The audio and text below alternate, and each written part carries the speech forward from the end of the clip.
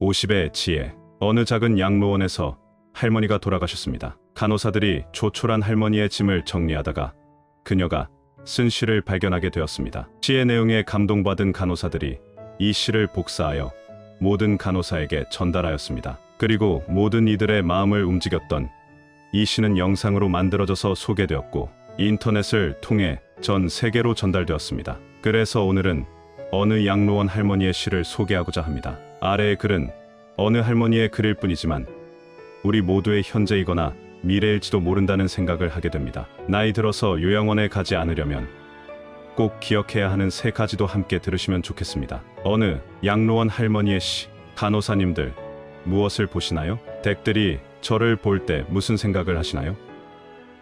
현명하지 않고 변덕스러운 성질과 초점 없는 눈을 가진 투정이나 부리는 늙은 노인으로 보이겠지요. 음식을 흘린다고 핀잔을 주고 대체 왜 대답을 빨리 못하냐고 큰 소리로 말할 때면 전 정말 당신들이 조금 더 노력해 주기를 원했습니다. 당신들이 귀찮다고 나를 때리고 함부로 대할 때는 내 마음대로 움직이지 않는 몸뚱이로 저는 정말 용기를 내어 헛손질로나마 싸우고 싶었던 것이랍니다. 댁들이 하는 일도 못 알아차리는 것 같이 보이고 양말이나 신발 한 짝을 항상 잃어버리는 바보 같은 늙은 노인으로밖에는 안 보였나요?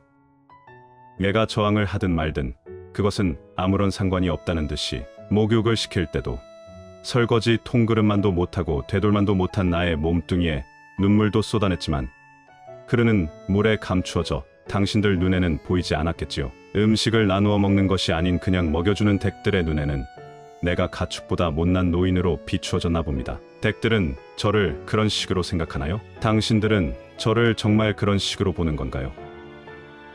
제 팔에 든 수많은 멍자국들이 당신들 눈에는 망가진 보라색 도라지 꽃으로 보이던가요? 간호사님들, 그렇다면 이제 눈을 뜨고 그런 식으로 저를 보지 말아주세요. 이 자리에 꼼짝하지 않고 앉아서 나의 의지는 상실되어 댁들이 지시한 대로 행동하고 나의 의지가 아닌 댁들의 의지대로 먹고 온몸에 멍이 들어도 아픔을 삭혀야 되었던 제가 누구인지 말하겠습니다. 제가 10살 어린아이였을 땐 사랑하는 아버지도 있었고 사랑하는 어머니도 있었고 형제들도 자매들도 있었답니다. 16이 되었을 땐 발에 날개를 달고 이제 곧 사랑할 사람을 만나러 다녔답니다. 20살 땐 평생의 사랑을 지키기로 약속하여 결혼하였고 나의 가슴은 고동쳤답니다. 25살이 되었을 땐 귀여운 어린 자녀들이 생겨났답니다. 당신들도 그런 어린 시절이 있었겠지요. 서로를 안아주고 감싸주는 행복한 가정이었답니다. 30살이 되었을 땐 어리기만 했던 자녀들이 성장하는 모습을 바라보며 우리 부부는 무엇과도 바꿀 수 없는 행복을 느꼈답니다. 지금 이 순간이 영원했으면 좋겠다. 이보다도 더 좋을 수는 없겠다 생각했습니다. 40살이 되었을 땐 어리기만 했던 아들, 딸들이 성장해서 집을 떠나게 되었지만 남편은 제 곁에 있어 슬프지 않았답니다. 50살이 되었을 땐 제 자식들은 직장에서 일을 하고 손주를 제 무릎에 안겨주었습니다. 그때 비로소 인생의 맛을 다시 느끼는 제 자신을 알게 되었답니다. 마침내 어두운 날들이 찾아와 내 옆에 있던 이가 먼저 하늘로 떠나게 되면서 앞으로의 삶을 생각해보니 두려운 마음에 몸이 오싹해졌답니다. 자녀들이 모두 자기의 자식을 키우고 있는 그 모습을 보고 난 내가 알고 있던 지난 날들과 내가 주고받았던 사랑을 한번 떠올려봤답니다. 저는 이제 늙은이가 되었는데 참으로 우습게도 늙은이를 바보처럼 보이게 만드는 것들을 보면서 세월은 참으로 잔인한 것 같다는 생각도 해봤답니다. 몸은 망가지고 우아함과 활기는 떠나버렸고 한때는 마음이었던 것들이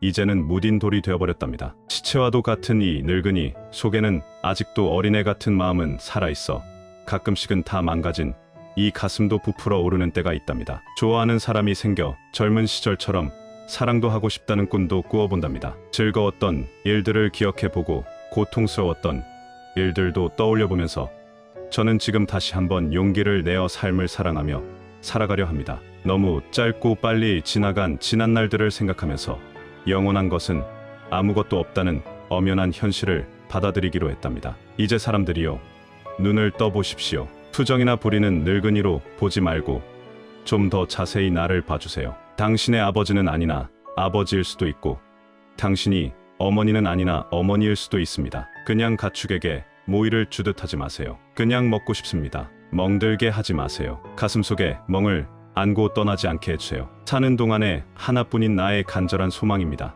이 글을 보니 무슨 생각이 드시나요? 인간은 태어났다가 생로병사를 거치며 결국은 죽습니다. 대자연의 섭리 속에서 펼쳐지는 한 편의 드라마와도 같은 인생사에서 지금 우리는 어디를 향해 가고 있을까요? 시대적 고려장이라고 불리우는 요양원의 현실이 이렇다는 것이 적나라하게 표현된 내용에 공감을 하면서도 어쩐지 애잔한 마음이 남습니다. 남의 일이 아닌 바로 나에게도 다가오고 있는 길이라는 현실에 씁쓸함도 느껴집니다. 우리는 왜 요양병원에 가야 하는가? 우리는 왜 요양병원에 보내야 하는가? 우리는 왜 요양병원을 끊을 수 없는가? 요양병원과 요양원이 과연 누구를 위해 존재하는 것일까? 생각해 보셨나요? 이것은 시대의 흐름에 따라 필요하게 되었고 현재는 없어서는 안 될 산업이 되어버렸습니다. 그곳은 정말 병원일까요? 사실은 모두가 알고 있습니다. 죽기 직전까지의 시간을 최대한 버티는 곳이라고 말이죠. 모든 자식들이 그런 것은 아니겠지만 늙은 부모가 귀찮아서 돈 몇 푼이면 해결된다는 안일한 생각에 요양원으로 보내지는 노부모들이 많아지고 있습니다. 그때 부모님의 슬픈 얼굴을 자세히 들여다보는 자식들이 얼마나 될까요? 애써 외면하고 모른 척해야 하는 현실에 자식들의 가슴도 무너지는 경우가 많을 것입니다. 똑바로 쳐다보지 못하는 자식들의 면전에서 부모는 애써 슬픔을 보이지 않으려 굳어만 가는 얼굴에 미소를 띄웁니다. 나는 걱정하지 말고 잘 살라는 부모의 말 한마디가 팍팍한 현실을 살아가는 우리들의 가슴에 얼마나 와닿을 수 있을까요? 지금 한국의 사회는 진짜 많이 특이한 구조입니다. 정말 기형적인 구조가 되고 있습니다. 왜냐하면 아이를 낳지 않습니다. 그리고 결혼도 정말 많이 안 합니다. 결혼을 하고도 아이를 안 낳는 부부들도 많지요. 한 집에 아이가 한 명도 안 되는 구조입니다. 노인층은 급속도로 많아지는데 새로 태어난 사람들은 없지요. 그럼 지금 3040대의 사람들은 20년 뒤 60살이 되었을 때 70대, 80대의 부모들을 부양해야 합니다. 그래서 이제는 노인이 노인을 부양해야 하는 시대라고도 할 수 있습니다. 스틸라이프라는 영화를 보면 주인공이 거두어들이는 시체들 대부분이 고독사입니다. 공무원이 직접 처리를 해서 장례를 치러줍니다. 그리고 그 장례식에는 아무도 참석하지 않지요. 아픈 부모를 자식들은 돌보지 않고 찾아오지도 않습니다. 전혀 본 적도 없고 친분도 없지만 나라의 녹을 받고 살아가는 공무원이기에 해야 하는 일입니다. 그렇게 삶과 죽음에 대해서 깊게 성찰을 하게 되는 작품입니다. 이 영화 속의 이야기가 이제는 우리 현실과 괴리가 있다고 느껴지지는 않습니다. 지금의 50, 60년대생 혹은 그 이전에 태어난 부모님들은 정말 많은 고생을 하셨을 겁니다. 아마 상상도 하기 힘들 정도로 엄청난 고생을 하셨을 거라 생각을 합니다. 과거에는 요양병원, 요양원 이런 게 별로 없었습니다. 그럼 부모님이 편찮으면 자식이 다 했을 겁니다. 아니면 시집온 며느리가 도맡아 해야 하는 상황도 많았습니다. 그렇게 수십 년을 살다 보면 내 나이가 60이 되는 거죠. 이 얼마나 비참한 인생인가요? 이제는 세상이 바뀌어서 인식도 많이 달라지고 굳이 힘들게 부양하지 않아도 된다고 생각을 하는 사람들도 많아졌지만 막상 보내려고 하면 여러 가지 문제들이 봉착하게 됩니다. 그만큼 쉽지 않은 결정인 것은 자명합니다. 요즘에는 요양병원과 요양원에 많이 보냅니다. 먼저 요양병원의 간병비는 장기요양보험의 대상이 아니기 때문에 환자나 간병인이 100% 본인 부담을 해야 합니다. 예를 들어 한 병실에 6명이 입원해 있다면 40만 원씩 거두면 총 240만 원이 됩니다. 그럼 간병인이 240만 원의 월급을 가져가는 거죠. 일반적인 요양병원에 입원을 시키면 법정 본인 부담금이라는 게 있습니다. 그게 보통 60만 원 정도가 되는데 기저귀 비용 등을 더하면 110만 원 정도는 잡아야 합니다. 시설이 좋은 곳은 간병비를 80만 원까지도 받습니다. 병원마다 차등이 있지만 110만 원이 최소한의 금액이라는 거죠. 그리고 시설 운영이 잘 되지 않는 곳은 시설의 질을 높이려고는 하지 않고 간병비를 낮추는 것에만 혈안인 경우가 많습니다. 그런 곳은 보내놓고도 기분이 찜찜합니다. 시설 투자나 서비스 질에 대해서는 노력이 없고 환자 유치에만 심혈을 기울이는 곳에 입원해 있으면 좋은 게 별로 없습니다. 그래서 가격이 합리적이면서 좋은 요양병원을 찾기란 하늘의 별 따기라는 것입니다. 두 번째로 요양원은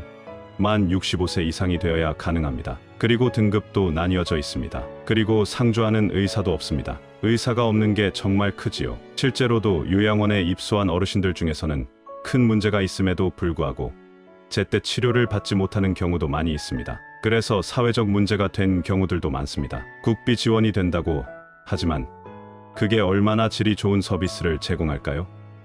실제로 지금 요양원의 구조는 인력이 부족해서 혼자서 20명, 30명을 보는 시스템이라고도 합니다. 상대적으로 지원이 많은 국공립 요양시설은 들어가기도 어렵습니다. 지금 당장 입주 대기를 해도 4년을 기다려야 합니다. 우리나라 요양원의 현실은 그냥 지나간 뉴스들만 봐도 별로 좋지 않다는 인식을 가지게 됩니다. 불과 이틀 전에 이런 기사가 났습니다. 요양원 입소 한 달 만에 멀쩡하던 아버지가 반송장이 되었다고요. 대형 병원을 찾아가 보니 요양원에서 밥을 억지로 먹이는 과정에서 흡인성 폐렴이 왔고 약물 과다 복용으로 신장 기능이 약화됐을 뿐만 아니라 영양결핍과 탈수 증세까지 와서 중환자실 입원이 불가피하다는 설명이 돌아왔다고 합니다. 그런데 요양원 측에서는 우리가 오히려 난폭 행동을 견뎠다고 말합니다. 모든 요양원과 요양사분들이 그렇다는 것은 아니지만 요양시설에 부모님을 보낸 수많은 보호자들이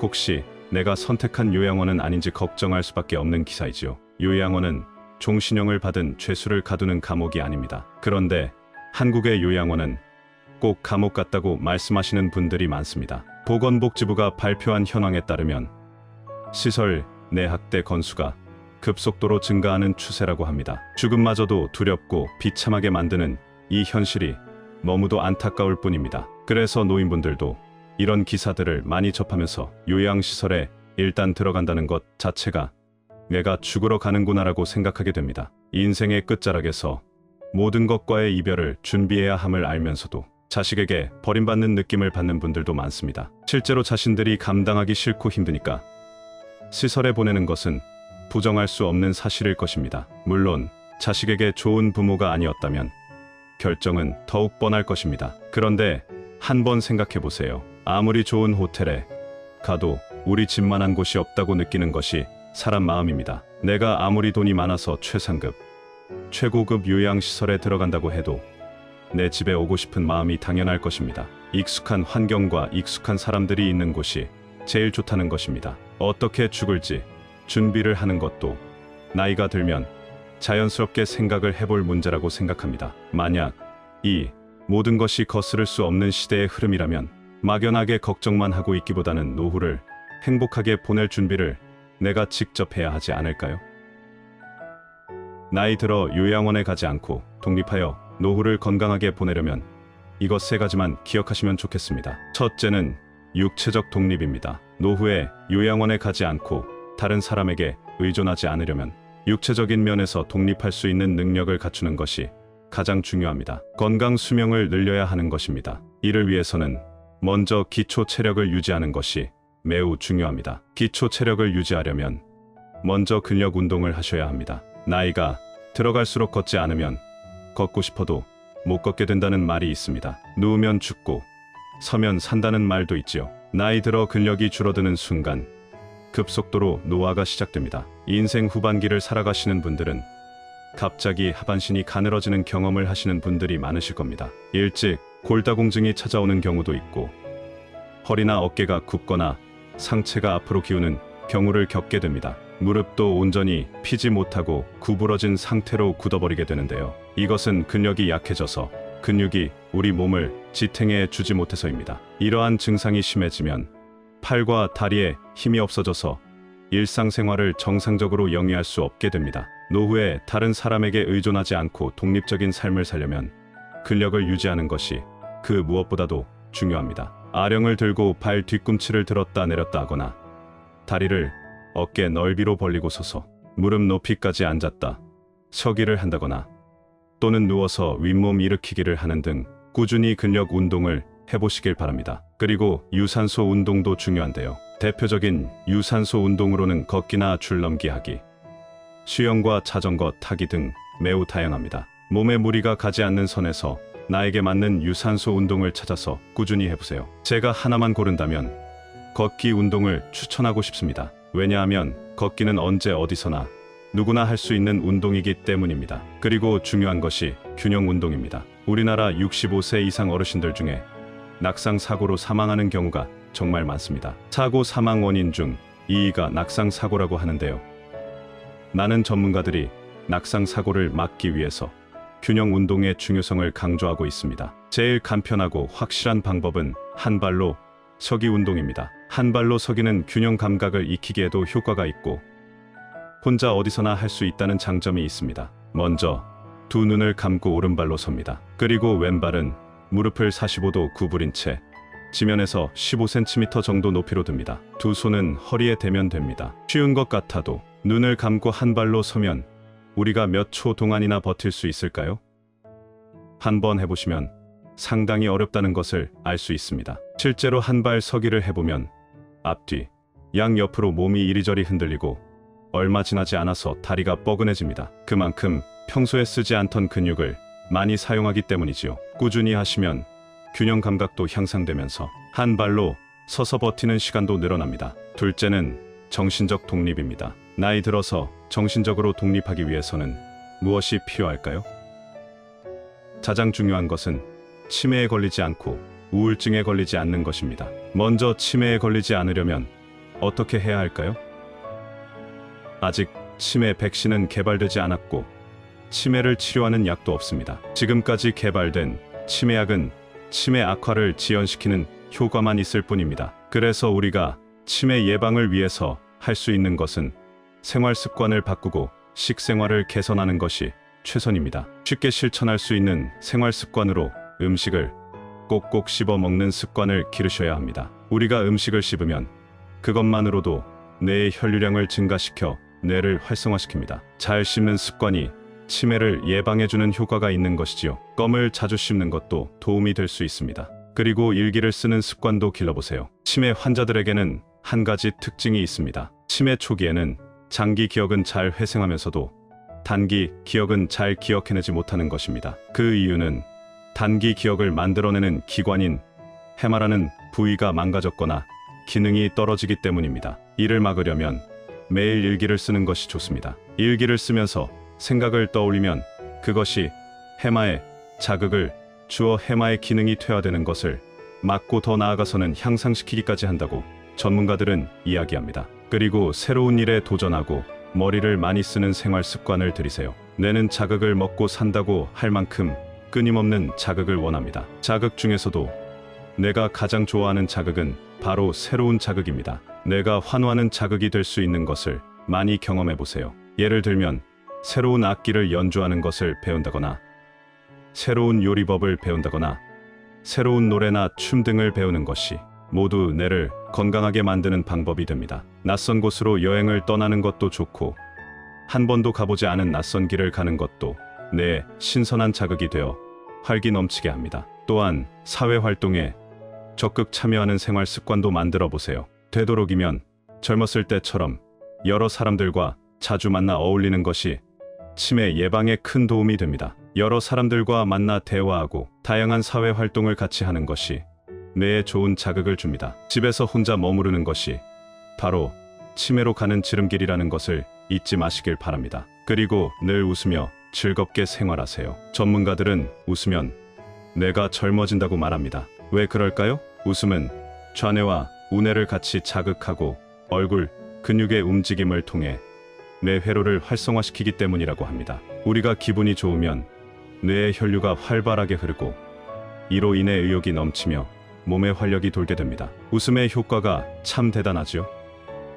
그런데 우리 뇌는 특이한 점이 있습니다. 그것은 바로 뇌는 진짜 웃음과 가짜 웃음을 구분하지 못한다는 점입니다. 그래서 웃기지 않아도 억지로라도 웃으면 진짜 웃음의 효과가 있다고 합니다. 그러니 오늘부터는 억지로라도 많이 웃으시기 바랍니다. 다음은 우울증에 대해서 말씀드리겠습니다. 나이 들어서 정신적 독립을 하는데 방해되는 것 중 하나가 바로 우울증입니다. 우울증은 치매의 원인이 되기도 하고 치매가 시작되고 있을 시기에 우울증 증상이 나타나는 경우가 많습니다. 이러한 이유 때문에 노인성 우울증과 치매를 구분하기 힘든 경우가 참 많습니다. 일반적으로 우울증이 치매를 촉진시킬 가능성이 있기 때문에 되도록이면 빨리 우울증을 치료해야 합니다. 우울증에 걸리지 않으려면 매사에 비관적 마음보다는 긍정적이고 낙관적인 마음가짐을 갖고 생활하는 것이 가장 중요합니다. 아직 다가오지 않은 일을 미리 걱정하지 말고 지나간 과거에 대해서 후회하지 마세요. 현재를 즐기시며 살아가시길 바랍니다. 세 번째로 경제적 독립입니다. 우리는 지금까지 우리가 경험하지 못한 100세 시대에 살고 있기 때문에 이전과는 달리 경제적 독립을 위한 준비를 더 일찍 시작하는 것이 필요하다고 생각합니다. 정년 후에도 제2의 직업이 필요한 시대입니다. 그래서 할 수만 있다면 일을 계속하는 것도 좋습니다. 꾸준히 자기 개발을 하고 새로운 것을 피하지 말고 할 수 있다는 마음가짐으로 무엇이든 배워보세요. 이걸 배워서 뭐 해라고 생각하지 마시길 바랍니다. 이런 습관과 정신력이 쌓여서 다른 사람에게 의존하지 않는 강인함을 가지게 되는 것입니다. 그래야만 노후에도 경제적으로 독립하여 건강하고 행복한 노후 생활을 할 수 있을 것입니다. 사람이 나이 들고 늙고 병이 드는 것은 당연한 순서이지만 저는 죽음 앞에서 온전한 정신과 육체를 최대한 유지하고 싶다는 생각을 하곤 합니다. 기억의 연결이 완전히 사라지면 그것은 살아있어도 이미 죽은 것이고 내 마음대로 움직이지 못해서 괴로운 심정은 말할 수 없는 고통이 될 것이라는 생각이 들었기 때문입니다. 가족이 큰 질병에 걸리면 사실 웃을 일이 하나도 없습니다. 그냥 모두가 괴롭고 삶 자체가 힘들어집니다. 대부분 돈 문제로 시작해서 싸우게 되고 부양의 문제로 자녀들이 다투게 되는 것은 당연한 수순일지도 모릅니다. 그 모습을 바라보는 부모는 얼마나 마음이 아플까요? 아무것도 해줄 수 없는 현실에 눈물만 흐를 것입니다. 그러니 우리는 움직여야 합니다. 그래서 사는 동안 건강하고 행복해야 합니다. 윤스님께서 말씀하신 인생 조언 4가지가 있습니다. 첫째, 행복을 구걸하지 마세요. 남이 어떻게 나오느냐에 따라서 행복과 불행이 결정된다는 것은 내 인생의 칼자루를 남이 들고 있는 것이나 마찬가지이기 때문입니다. 남이 어떻게 하든 나는 아무 문제 없다는 중심을 잡고 당찬 마음으로 내 인생을 살아가세요. 둘째, 모르면 물어서 알면 되고 틀리면 고치면 되고 잘못했으면 이웃치면 됩니다. 이것이 어떤 조건에서도 주눅들지 않고 내가 내 인생의 주인공으로 살아가는 방법입니다. 이런 자세로 인생을 살면 겁날 것이 없습니다. 셋째, 인생에는 정답이 없습니다. 우리 모두는 각자 자기가 선택한 대로 살다가 갈 뿐입니다. 어떤 선택을 하느냐가 중요한 것이 아니고 어떤 선택을 했든 그에 따른 책임을 지면 됩니다. 넷째, 잘 산 인생은 높은 자리에 오르고 성공한 것이 아니라 내일 죽어도 여한이 없는 삶입니다. 누구나 죽는다는 것을 알고 있지만 마치 영원히 살 것처럼 오늘 하루를 허투루 보냅니다. 그러니 최선을 다하는 하루하루를 쌓아나가서 죽는 날 여한을 남기지 마시길 바랍니다. 내가 했던 모든 것이 나의 미래입니다. 오늘 알려드린 노후를 잘 보내기 위한 3가지 육체적 독립, 정신적 독립, 경제적 독립을 꼭 기억하시길 바랍니다. 살아있을 때 누릴 수 있는 행복을 누리세요.